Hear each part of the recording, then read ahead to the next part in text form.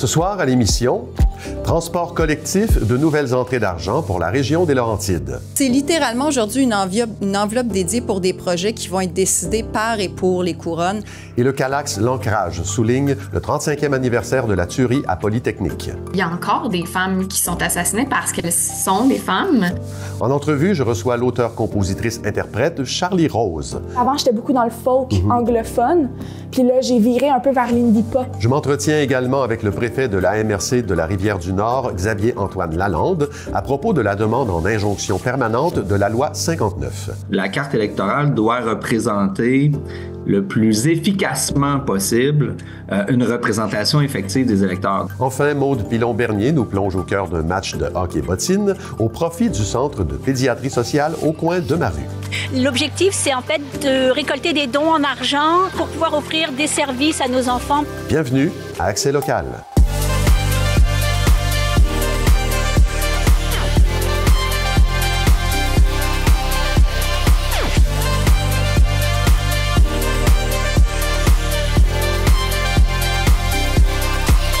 Mercredi 11 décembre 2024. Bon début de soirée. C'est Claude Desjardins en compagnie de Clara Maté-Genet. Bonsoir, Clara. Bonsoir, Claude. Alors, lundi dernier, la ministre des Transports, de la Mobilité durable, Geneviève Guilbeault, était de passage à Terrebonne pour annoncer des investissements importants en matière de transport collectif. Oui, Claude, tout à fait. C'était une annonce qui était attendue, là, vraiment, c'est le moins qu'on puisse dire. La table des préfets et des élus de la Couronne-Nord avait fait plusieurs sorties dans les derniers mois, dont à l'émission, pour demander un meilleur financement du transport public dans la région. Ce qui a été annoncé lundi, c'est une somme de 24,6 millions de dollars qui devra être divisée équitablement entre la Couronne-Nord et la Couronne-Sud de Montréal, ce qui équivaut à un montant de 12,3 millions par région. Et ça, c'est une petite portion d'une enveloppe beaucoup plus volumineuse là, qui est destinée au transport collectif. Oui, Claude, ce sont près de 880 millions de dollars qui seront injectés dans le transport public d'ici 2029, une somme qui s'ajoute à l'aide de 2,4 milliards de dollars que le gouvernement Legault avait libéré suite à la pandémie de COVID-19 pour aider les transporteurs. Et est-ce qu'on sait comment cet argent-là va être distribué ici dans la région? Alors déjà, cette somme vise à stimuler les investissements du secteur privé. L'argent remis par le gouvernement servira à doubler tout montant investi par des compagnies dans le transport de la région. Alors avec ces fonds, l'objectif, c'est de créer des nouvelles dessertes dans les pôles d'emploi, comme les parcs industriels et les axes économiques importants. C'est une nouvelle approche que tente la ministre Guilbeault dans le but de réduire les dépenses publiques dans le transport en commun. Les projets pilotes seront donc encouragés. Lors de la conférence de presse, la ministre Guilbeault saluait le projet de navette qui a été mis en place cet été à Mirabel. C'est un service qui a été mis en place par EXO en collaboration avec la ville de Mirabel, le regroupement des aéroports de Montréal et le service mobilité alternative qui transporte en semaine les employés et les visiteurs de l'Aérocité internationale de Mirabel à partir de la station de métro Montmorency à Laval. Madame Guilbeault citait cette collaboration en exemple pour les projets qu'elle aimerait voir apparaître et les régions seront à même de décider quels projets verront le jour. On peut écouter à ce propos Madame Guilbeault. D'ailleurs, la RTM, avec nos élus des deux couronnes et EXO, va constituer un comité pour donner suite à l'annonce d'aujourd'hui parce que les projets qui vont être financés avec cette enveloppe-là vont être décidés par un comité sur lesquels les couronnes vont siéger. Alors, c'est littéralement aujourd'hui une enveloppe dédiée pour des projets qui vont être décidés par et pour les couronnes. Mais cet argent-là, Clara, vient avec certaines conditions. Oui, tout à fait. Cet investissement sert de programme transitoire vers une optimisation du système de financement des réseaux de transport en commun. Plus tôt cet automne, le gouvernement a partagé les résultats d'un nouvel audit de performance qui estimait à 346 millions de dollars les économies possibles dans le secteur. On peut écouter les conditions énumérées par Mme Guilbeault qui devront être respectées. Il y a 3 éléments importants. Le respect du budget, donc retour à l'équilibre budgétaire, la mise en place du chantier des mesures d'optimisation et la révision de la politique de financement. Et j'imagine que vous avez recueilli des réactions. Oui, depuis la conférence de presse, en fait, la table des préfets et des élus de la Couronne-Nord a sorti un communiqué de presse saluant l'annonce gouvernementale et rappelait du même coup ces 3 demandes principales au gouvernement, soit répondre aux besoins changeants de la mobilité dans la région, établir une gouvernance locale des transports en commun sur la Couronne-Nord et confier aux élus le pouvoir d'allouer les ressources sur leur territoire. Donc, de ces 3 demandes, le 12 millions vient répondre à la première, soit d'améliorer l'offre de services dans la région. On peut écouter Denis Martin, maire de Deux-Montagnes et président de la table, qui a pris la parole lundi lors de la conférence de presse. C'est un premier pas. Sagesse aujourd'hui. Il y en a d'autres à venir. Puis on va passer le temps des fêtes, mais dès janvier, on recommence la roue pour discuter justement de gouvernance, de discuter de meilleur financement pour les deux couronnes. Donc, c'est un départ. Puis merci pour cette annonce-là aujourd'hui. C'est très apprécié. Donc, c'est quelque chose qui revenait souvent dans les discussions des élus. C'est un départ, c'est mon premier pas, on pouvait entendre. Donc, manifestement, c'est bien reçu, mais on s'attend à plus. Je me suis entretenue sur place avec Sylvain Yel, aussi directeur général d'Exo, et il m'expliquait que, selon lui, le secteur privé serait au rendez-vous dans ce programme et qu'il avait déjà de la demande de certains partenaires. Alors, reste à savoir comment l'argent sera distribué et à quel projet. Alors, on surveille ça, Claude. Merci Clara, on se revoit plus tard dans l'émission. Il sera question d'un événement de commémoration du 6 décembre organisé par le Calax d'Ancrage. À plus tard. Le comité organisateur de la 60e finale des Jeux du Québec, qui se tiendra à Blainville en 2026, annonce que l'humoriste Alexandre Barrette offrira un spectacle bénéfice le jeudi 19 juin au théâtre Lionel Groulx. Tous les profits de cet événement seront versés à l'organisation de ce grand rendez-vous sportif qui sera présenté du 27 février au 7 mars 2026. Les billets sont disponibles en ligne dès maintenant. La Ville de Saint-Jérôme invite les citoyens à répondre à un sondage sur les parcs et espaces verts dans le cadre de sa démarche de planification du territoire.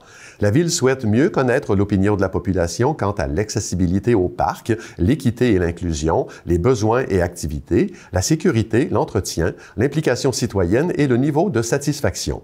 En marge de cette consultation citoyenne, les organismes et les entreprises sont aussi invités à remplir un sondage. Celui-ci est disponible en ligne jusqu'au 8 janvier 2025.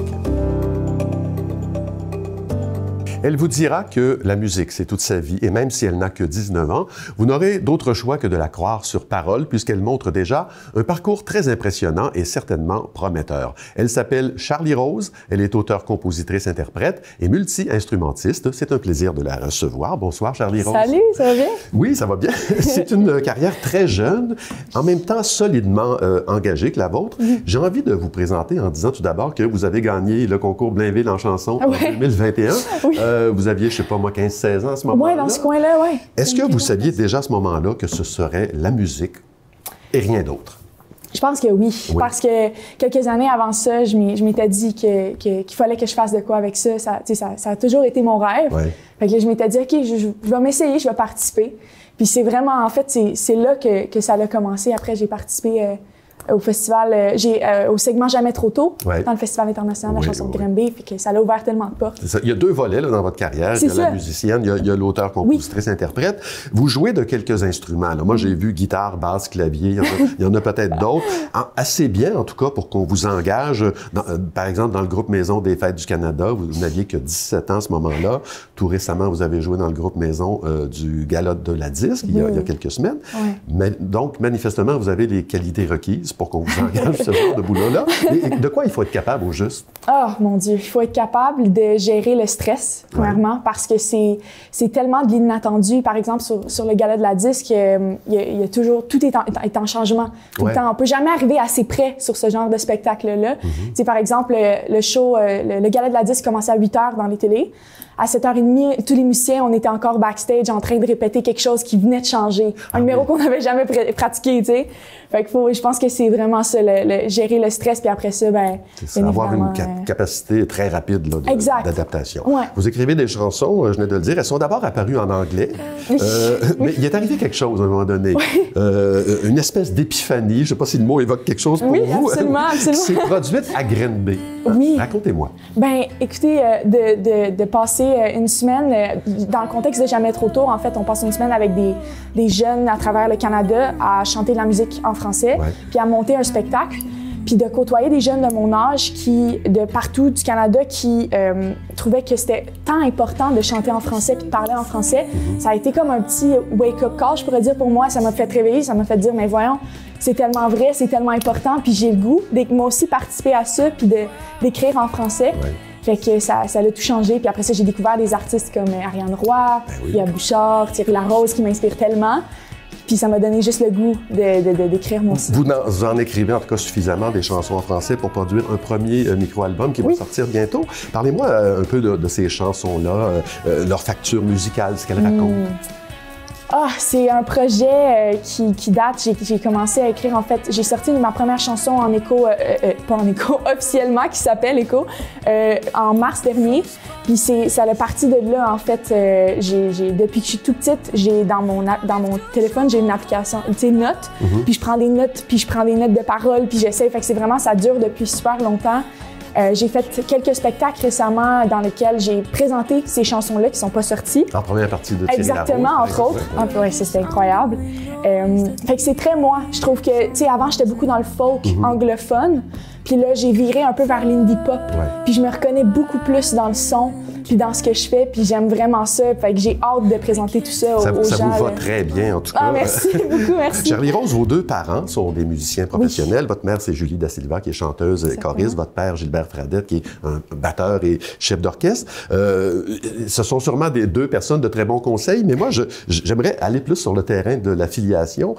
Selon ce que vous observez d'eux depuis que vous êtes petite, est-ce qu'il y a des éléments que vous avez intégrés sans même vous questionner de façon toute naturelle? De leur... oui, c'est ça, de l'exemple que vous avez sous les yeux. Wow, bien, je pense définitivement l'éthique de travail. Ouais. C'est mon père, entre autres, puis ma mère aussi, mais c'est des gens qui sont très, très professionnels. Il y a un grand professionnalisme dans ce qu'ils font, une très, très bonne éthique de travail, d'arriver d'avance, de montrer un peu l'exemple du bon musicien, mettons. Fait que je pense définitivement ça. Puis leur passion pour la musique, c'est clair que je l'ai. C'est sûr.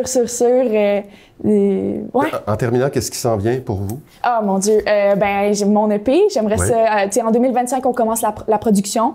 Donc, ça, c'est sûr que ça s'en vient. Puis cette semaine, en fin de semaine, je suis dans le house band. Donc, j'accompagne au spectacle du 24 heures de Tremblant.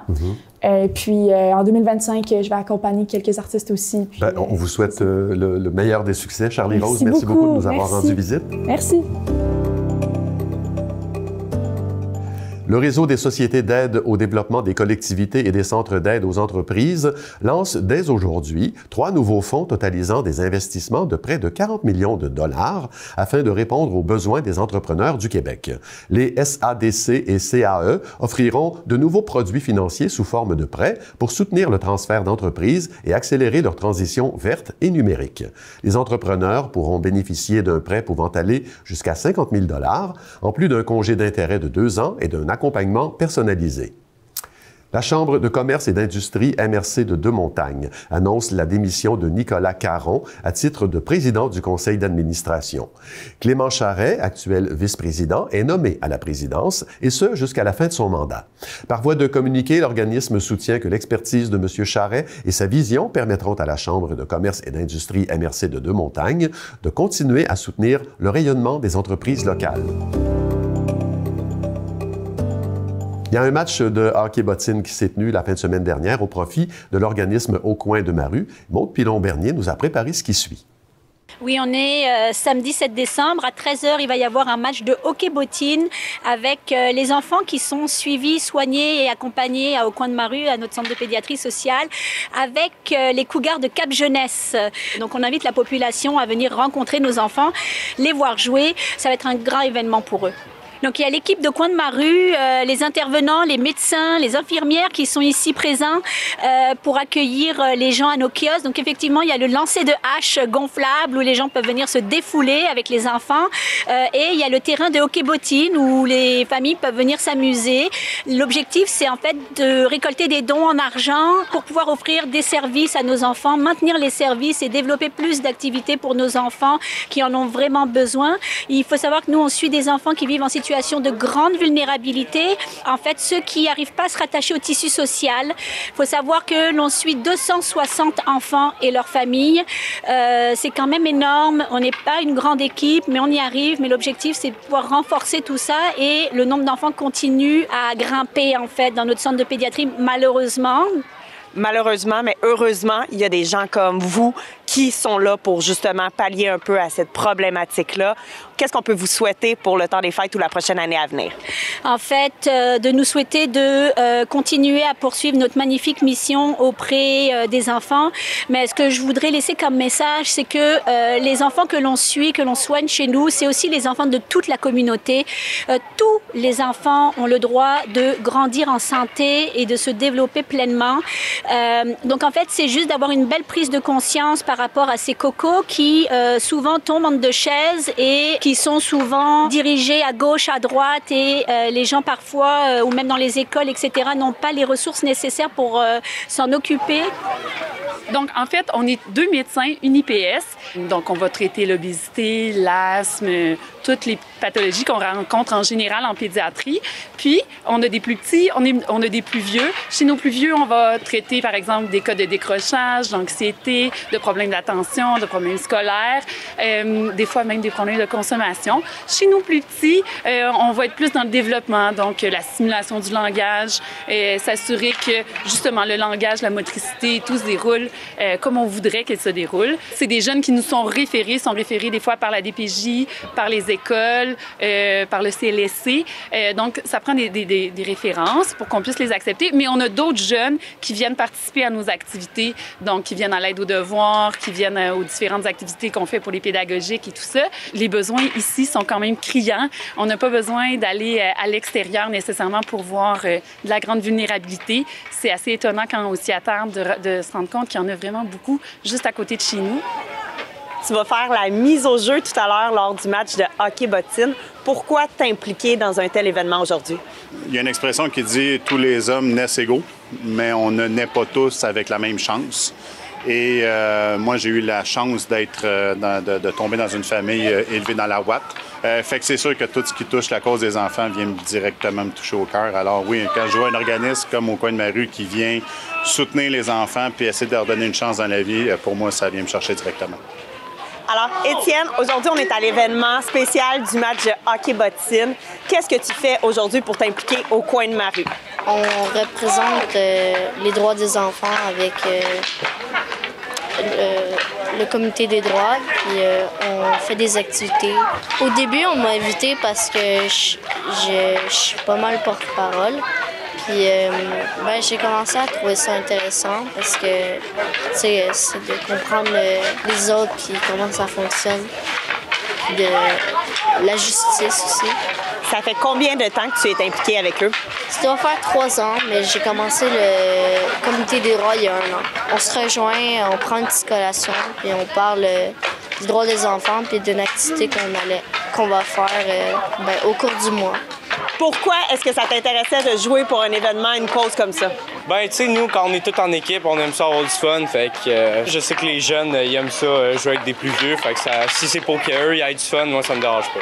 Merci d'exister. Merci à tous les bénévoles de ton équipe aussi, à tous les gens qui s'impliquent dans ton équipe. On te souhaite un joyeux temps des fêtes, puis une belle année 2025 avec beaucoup de dons et de générosité. Merci beaucoup. Merci. Joyeux Noël à vous. Des jeunes qui s'impliquent pour les jeunes, c'est ça l'avenir. N'oubliez pas que l'organisme Au coin de ma rue récolte vos dons en tout temps, donc n'hésitez pas à contribuer. À la prochaine!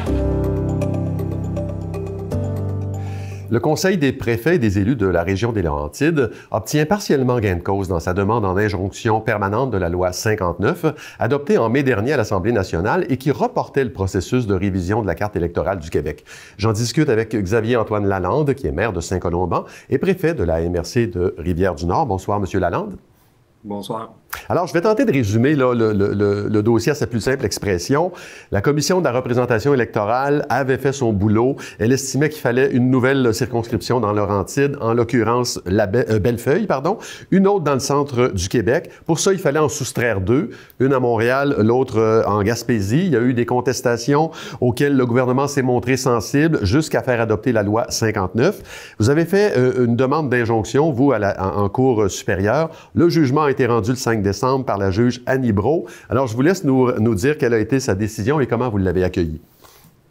Bien, la décision de la juge Brault a été celle de donner le pouvoir à la Commission de la représentation électorale sous le directeur général des élections du Québec de continuer son travail, donc de pouvoir déposer son 2e rapport, mais de le faire de manière anonyme. Donc, puis cette décision-là, elle est quand même très intéressante puisqu'elle va soustraire toute pression politique du processus jusqu'à ce que le dossier soit entendu au fond dans la semaine du 5 mai 2025. 2025.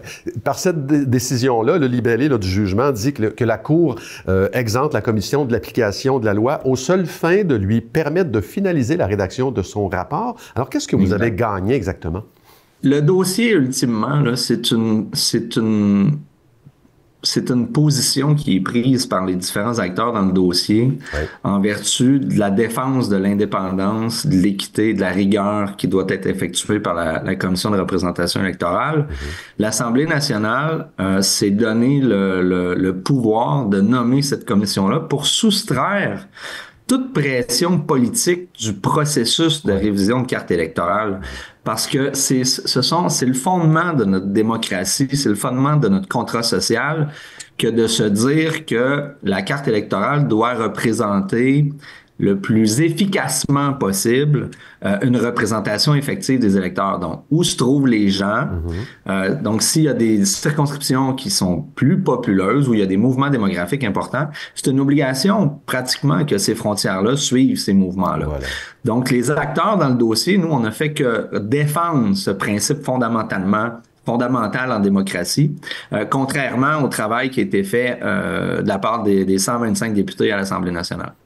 Donc, c'est un jugement qui évacue toute la dimension politique du dossier, ce que vous demandiez, ce que vous souhaitiez. Pour l'instant, oui, c'est ça. Maintenant, dites-moi pourquoi c'est important qu'il y ait une circonscription de plus dans les Laurentides? Ben, une circonscription de plus dans les Laurentides, mais aussi une circonscription de plus au centre du Québec. Oui. Pour les Laurentides, ultimement, c'est la modification, c'est les mouvements démographiques qui ont été accentués par la pandémie de 2020-2021. On a eu un accroissement plus rapide et plus important que prévu dans les Laurentides. Et l'exercice de révision de carte électorale, c'est un truc qui se réalise aux 10 ans. Là. C'est pas une nouvelle chose qui arrive là, sur la scène provinciale.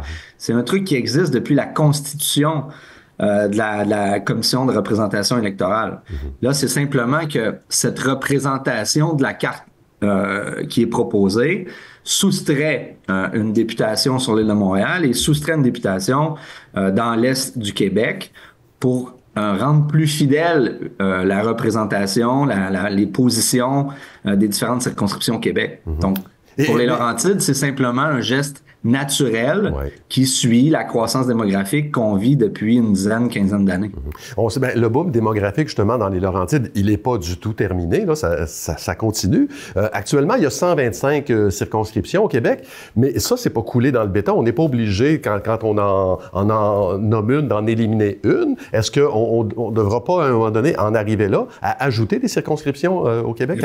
Oui. Ça peut être une option, effectivement. C'est la prérogative du directeur général des élections du Québec de faire des propositions à la députation, à l'Assemblée nationale, et suivant les propositions qui sont faites par le directeur général des élections, la loi permet un débat d'une durée de 5 heures en chambre avant l'adoption d'une carte finale qui serait effective pour l'élection de 2026 dans le cas qui nous concerne. Bien, écoutez, on va suivre ça. J'imagine que vous allez vous inviter d'une manière ou d'une autre dans le débat si jamais ça arrive. Xavier-Antoine Lalande, c'est tout le temps qu'on a, mais merci beaucoup d'avoir été avec nous.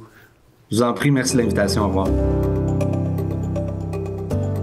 On est de retour avec Clara Matéjonet. Vendredi dernier, le 6 décembre, c'était la journée nationale de commémoration d'action contre les violences faites aux femmes, qui souligne, comme on le sait, le triste anniversaire de la tuerie à l'École polytechnique de Montréal. Il y a un événement qui avait lieu à Saint-Jérôme. Vous étiez sur place. Oui, Claude, c'est devenu une triste tradition au fil des années. Le Comité local d'action féministe du Calax-L'ancrage organise à chaque année une commémoration à la place de la Paix à Saint-Jérôme. C'est l'occasion de rappeler le nom des 14 victimes de Polytechnique et de ceux des femmes et des enfants assassinés cette année. Après avoir observé une minute de silence, les participantes et participants se sont rendus au Café Fougère pour entendre des textes et des slams féministes et engagés. Isabeau Arbic, intervenante au Calax-L'ancrage et organisatrice de l'événement, nous explique pourquoi il est important de commémorer ce triste événement 35 ans plus tard. C'est important de souligner encore l'anniversaire de Polytechnique parce que ça fait pas si longtemps non plus qu'on reconnaît le mot féminicide, là, juste ça, là, ça fait pas très longtemps. C'est important parce que il y a encore des femmes qui sont assassinées parce qu'elles sont des femmes. Cette année, l'Observatoire canadien du féminicide pour la justice et la responsabilisation dénombre 174 femmes tuées par la violence. Et le Calax a publié, Clara, un manifeste dans le cadre des 12 jours contre la violence. Quels en sont les points principaux? Alors, dans ce manifeste, le Calax-L'ancrage réitère son objectif de susciter des changements sociaux qui, je cite, amélioreront la vie en société et favoriseront l'élimination des agressions sexuelles. Dans le texte, les intervenantes rappellent l'importance du consentement, du droit à la sécurité de toutes les femmes et de la protection des mineurs. mineurs. Le CALACS rappelle aussi l'importance d'adopter une approche intersectionnelle dans leur service et de prendre en compte que les différents systèmes d'oppression, comme le racisme ou le capacitisme, par exemple, affectent les femmes différemment, ce qui veut dire que les moyens mis en place pour parvenir à l'égalité des sexes ne peuvent pas être universels. Ils doivent prendre en compte concrètement les dissimilitudes entre les différents groupes, communautés et ratisser à partir des marges les plus éloignées. C'est une définition du féminisme qui a été rejetée par le gouvernement Legault l'année dernière. D'accord. Le thème des 12 jours contre la violence cette année, c'est « Refusons toutes les formes de violence ». Quelles formes de violence sont peut-être plus méconnues? Alors, j'ai posé la question à Mme Arbic. Elle m'a parlé notamment du contrôle coercitif, une forme de manipulation insidieuse qui consiste souvent à une multitude de micro-agressions. Donc, c'est une façon moins évidente de forcer quelqu'un à faire quelque chose. Ce serait, par exemple, d'utiliser du chantage émotif ou de l'insistance pour avoir des relations sexuelles. En ce moment, les discussions sont en cours au fédéral pour criminaliser le contrôle coercitif. Mme Arbic nous parle d'une autre forme de violence moins connue, la violence par proxy. On l'écoute. C'est une violence. En fait, on utilise d'autres personnes pour exercer de la violence puis du contrôle sur l'autre. Des fois, ça va être de faire du mal à un animal ou d'utiliser des personnes intervenantes des milieux pour manipuler puis exercer d'autres violences sur la victime. Et durant le mois de novembre, la ministre responsable de la condition féminine, Martine Biron, a partagé le nouveau plan d'action gouvernemental sur l'accès à l'avortement 2024-2027. Qu'est-ce que ça contient, ce plan-là? Alors déjà, c'est le premier plan d'action mis en place par le gouvernement sur ce sujet. Il comprend 4 grands axes: sensibiliser la population au libre choix et lutter contre la désinformation des groupes anti-avortement, améliorer l'accès aux services et rendre le processus plus humain, faciliter l'accès aux moyens de contraception et encourager aussi la recherche dans le domaine. J'ai parlé de tout ça avec Mme Arbic qui voyait ce plan d'un bon œil. Dans les régions plus éloignées, l'accès à l'avortement demeure une problématique importante. Ce n'est pas le cas dans les Laurentides où Mme Arbic considère que l'accessibilité est plutôt bonne, mais il peut toujours y avoir des délais d'attente, délais pouvant être cruciaux pour une femme en attente d'une procédure. Je laisse le mot de la fin à Mme Arbic qui explique l'importance de réaffirmer le droit à l'avortement dans la province et de mieux le protéger. C'est important, surtout dans le contexte social actuel, où est-ce qu'on voit un retour de la droite et un recul, par le fait même des droits des femmes. Puis, tu sais, on l'a vu avec le Roe v. Wade aux États-Unis. Donc, le renversement du droit à l'avortement. Faut pas le prendre pour acquis. Bien, merci beaucoup, Clara. On se revoit demain. Au revoir, Claude. Ben voilà, c'est tout pour aujourd'hui. Merci beaucoup d'avoir été là. L'émission Yoga Découverte suit à l'instant. Bonne soirée à notre antenne.